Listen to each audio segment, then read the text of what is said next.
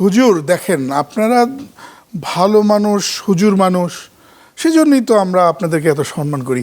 এই ভোট টোট, রাজনীতি ফাজনীতি, এগুলোতে আপনারা কেন?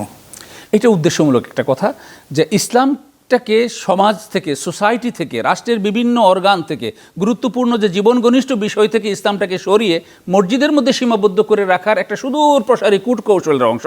এবং আমরা হুজুররাও সেটা খুব আনন্দের সাথে এই টোপটা আমরা গেলেছি। আমরাও নিজেদেরকে গুটিয়ে একবার মসজিদে সীমাবদ্ধ করে রেখেছি, অথচ ইসলাম এসেছে মানুষের জন্যে, সমাজের জন্যে, সমাজের অবস্থার পরিবর্তনের জন্যে। ইসলাম পূর্ব আরব সমাজে যে জঘন্য অবস্থা ছিল, সেই অবস্থাকে পরিবর্তন করে সর্বকালের সর্বশ্রেষ্ঠ সুন্দর একটা আদর্শ সমাজ রাসূলুল্লাহ সাল্লাল্লাহু আলাইহি ওয়াসাল্লাম গঠন করে গেছেন। এটা সমাজের প্রতিটি রন্ধ্রে রন্ধ্রে তার সংস্কারের ছোঁয়া লেগেছিল।